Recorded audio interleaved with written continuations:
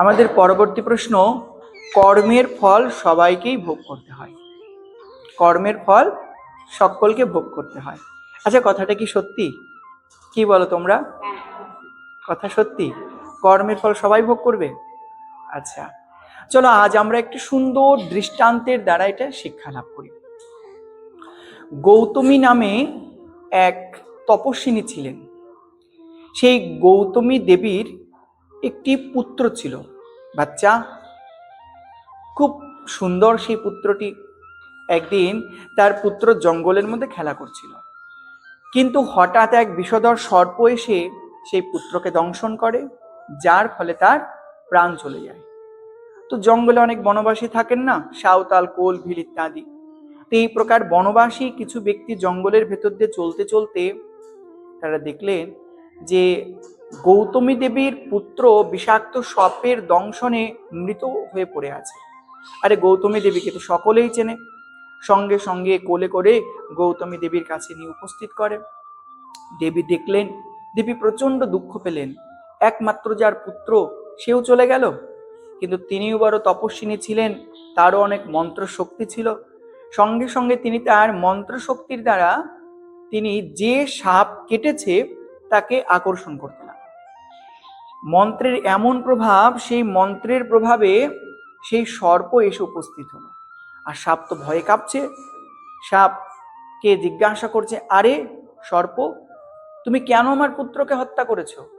সাপ ভয়ে কাঁপছে আর বলছে, হে দেবী, আমি কেন আপনার পুত্রকে হত্যা করতে যাব? আরে স্বয়ং তো মৃত্যু আমাকে আদেশ করেছে, যার কারণে আমি তাকে দংশন করতে বাধ্য হয়েছি। আচ্ছা, মৃত্যু তাহলে আমার সন্তানকে কেড়ে নিয়েছে আমার থেকে? সঙ্গে সঙ্গে তিনি মন্ত্রের দ্বারা মৃত্যুকে আকর্ষণ করতে লাগলেন। মৃত্যু এসে হাজির হলো। মৃত্যু বলছে, দেবী, আমার কি দোষ? কাল আমাকে নিয়োগ করেছে এ কাজে, যার কারণে আমি এমন করতে বাধ্য হয়েছি। তো আমাকে বলে কি লাভ, কালকে বলুন। সঙ্গে সঙ্গে মন্ত্রের দ্বারা কালকে আকর্ষণ করেছে। কাল এসে উপস্থিত হয়েছে। কাল এসে উপস্থিত হয়ে বলছে, দেবী, আমার কোনো দোষ নেই। দেখো, কোন সময়ে কোন মুহূর্তে কিভাবে কার মৃত্যু হবে, কিভাবে কার জন্ম হবে, এ তার পূর্বজন্মের কর্মই নির্ধারণ করে দেয়। হে দেবী, তোমার এই পুত্রের পূর্বজন্মের এমন গর্হিত কর্ম ছিল, যার কারণে ওই সময়ে সর্প দংশনেই তার মৃত্যুযোগ লেখা ছিল।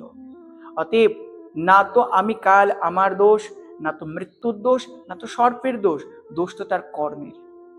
অর্থাৎ সে পূর্বজন্মে এমন গর্হিত কর্ম করেছিল, যার কারণে তাকে সর্প দংশনে মৃত্যুর মুখে পতিত হতে হলো। এর থেকে আমরা কি শিক্ষা লাভ করি?